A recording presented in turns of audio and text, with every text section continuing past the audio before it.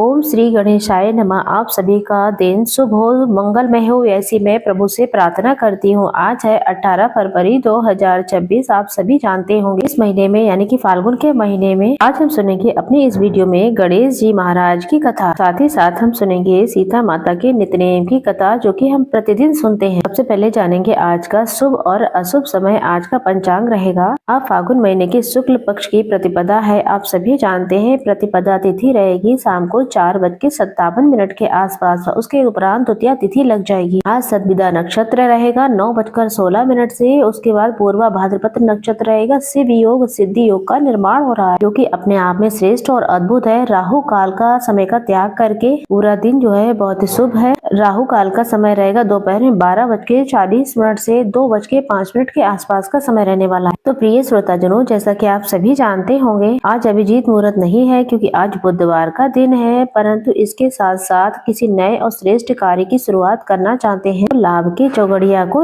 समय को चुने। लाभ का चौगड़िया सुबह 7:01 से 8:26 के आसपास का समय। शुभ की चौगड़िया में किया गया काम जो है लाभ ही देता है। वहीं अमृत काल में अगर नए और शुभ काम की शुरुआत की जाए तो बहुत शुभ रहता है। अमृत काल का जो समय रहने वाला है 8:26 से 9:50 के आसपास का। सबसे पहले आज बुधवार है तो गणपति गजानन सिद्धि विनायक गणेश जी की कथा जरूर से सुनेंगे। तो आइए आरंभ करते हैं। ओम श्री गणेशाय नमः। कथा के अनुसार एक समय की बात है, एक बहन भाई रहते थे। बहन का नियम था कि वो अपने भाई का चेहरा देखकर ही खाना खाती थी। हर रोज सुबह उठती थी, अपने घर के सारे काम निपटाती थी। उसके बाद वो अपने भाई का मुख देने के लिए उसके घर जाती थी। एक दिन रास्ते में पीपल पेड़ के नीचे गणेश जी की मूर्ति रखी थी। उसने गणेश भगवान के हाथ जोड़े और कहा, प्रार्थना की कि मेरा जैसा अमर सुहाग और मेरे जैसा अमर पीहर सबको दीजिए। ये बोलकर वो आगे बढ़ जाती है। जंगल के कांटियों की झाड़ी में पैरों में लग जाया करते थे। एक दिन वो भाई के घर पहुंची। भाई का मुख देखकर बैठी ही थी, तब भाभी ने पूछा, आपके पैरों में क्या हुआ? तब वो बोली, भाभी रास्ते में जो झाड़ियां हैं उसके जंगल के जो कांटे गिर जाते हैं जमीन, वो मेरे पैर में चुभ जाया करते हैं। जब वह वापस अपने घर चली गई तो भाभी ने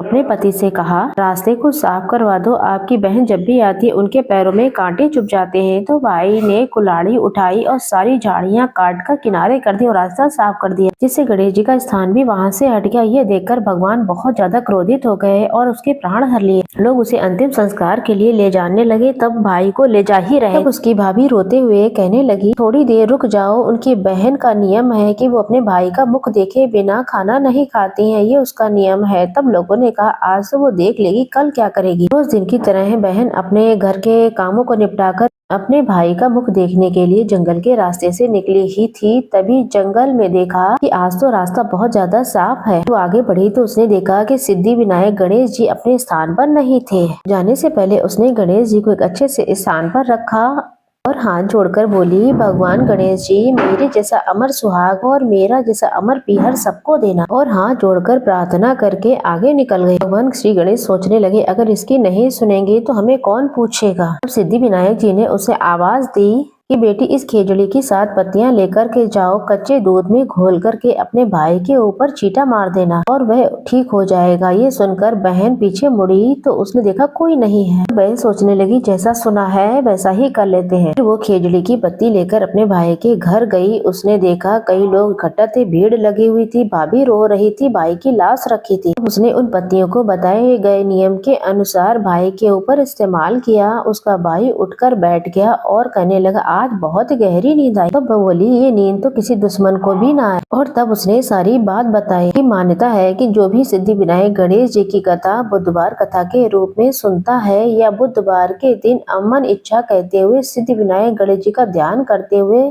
पूजन करता है, कथा सुनता है, तो गणेश जी महाराज उसे पुत्र विवाह, नौकरी, रोग, कर्ज, धन संपदा इत्यादि की जो भी परेशानियां उसे मुक्त करते हैं और सदा सर्वदा अमर पीहर और अमर सुहाग देते हैं। गणेश जी महाराज जो भी इस कथा को इस बुधवार के दिन सुन रहे हैं तो उनके जीवन में अपनी छत्र छाया हमेशा बनाए रखना। तो बोलिए गणेश जी महाराज की जय। सीता माता के नित्यनेम की कथा भी सुनेंगे। सीता माता के नित्यनेम कथा के अनुसार श्री रामचंद्र जी इस कथा को सुनते थे और सीता माता कहती थी, एक दिन श्री रामचंद्र जी को कहीं बाहर जाना था। तब सीता माता कहने लगी, हे भगवान, मेरा तो 12 वर्ष का नित्यनेम का नियम है। अब अगर बाहर जाएंगे तो मेरा नियम टूट जाएगा। मैं अपनी कहानी किसे सुनाऊंगी। श्री रामचंद्र जी ने कहा, तुम कुएं के पाल के पास बैठ जाना, वहाँ पर जो औरतें पानी भरने आएंगी उन्हें अपनी कहानी सुना देना। सीता माता कुएं के पाल के पास जाकर के बैठ जाती हैं। एक स्त्री आई, उसने रेशम की जरी हुई साड़ी पहन रखी थी, सोने का गड़ा ले रखा था। माता ने उसे जैसे ही देखा और कहा कि बहन, मेरी 12 वर्ष की नितनेम की कहानी सुन लो। पर वह स्त्री बोली, तुम्हारा नितनेम सुनूंगी तो मैं घर जाने में देरी हो जाएगी और मेरे साथ मुझसे लड़ेगी। उसने कहानी नहीं सुनी और वो चली गई।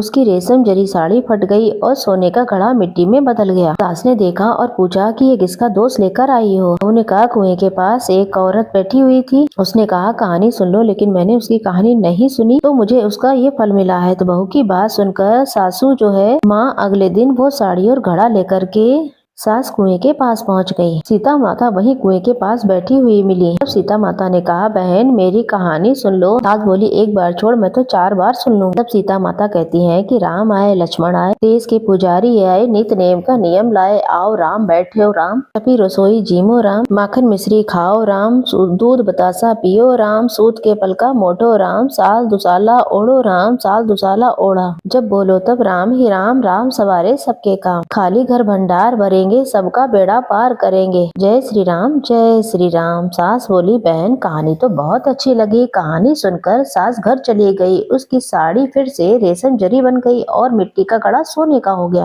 बहू कहने लगी, सासू माँ आपने ये सब कैसे किया। तब सास ने कहा, तू अपना दोष लेकर आई थी और मैं उस दोष को उतार कर आई हूँ। बहू ने पूछा, वो कुएं वाली स्त्री कौन है। तब सास ने बताया, वो तो साक्षात सीता माता थी। पुराने को नया कर देती हैं, खाली भंडार भर देती हैं, तो लक्ष्मी का वास कराती हैं, इंसान की जो भी इच्छा होती है उसका पूरा भी कर देती हैं। बहू बोली, ऐसी कहानी मुझे भी सुननी है। सास बोली, ठीक है तुम भी सुनो। सास ने कहानी कहना शुरू किया। राम आए, लक्ष्मण आए, देश के पुजारी आए, नित नेम का नेम लाए, आओ राम बैठो राम, तपी रसोई जीमो राम, माखन मिश्री खाओ राम, दूध बतासा पियो राम, सूत के पलका मोठो राम, साल दुसाला ओढ़ो राम, साल दुसाला ओढ़ो राम। जब बोलूं तब राम ही राम, राम सवारे सबके काम, खाली घर भंडार भरेंगे, सबका बेड़ा पार करेंगे, जय श्री राम जय जय राम। कहानी सुनकर बहू बोली कि कहानी तो बहुत अच्छी लगी। तब बहू कहती, ये कहानी हम रोज कहा करेंगे। अब सास बहू रोज सुबह उठती, नहाती धोती, पूजा पाठ के बाद नित नेम की सीता माता की कहानी कहती और सुनती। एक दिन उनकी पड़ोसन घर आई और बोली, बहन जरा आँच दे दो। वह बोली, आँच तो अभी हमने नहीं जलाई है। पड़ोसन ने कहा, फिर सुबह 4 बजे से उठकर तुम सब क्या कर रही थी। उन्होंने बताया, सुबह उठकर हम नहाते धोते हैं, पूजा पाठ करते हैं, सीता माता की नितनेम की कथा कहते हैं। पड़ोसन ने उनकी बात सुनकर कहा कि सीता माता की कथा कैसी है, इसे कहने से क्या मिलता है। वह बताती है, इनकी कहानी सुनने से कहने से घर के भंडार भर जाते हैं, सारे काम सिद्ध हो जाते हैं, मन की इच्छा पूर्ण हो जाती है। पड़ोसन कहती है,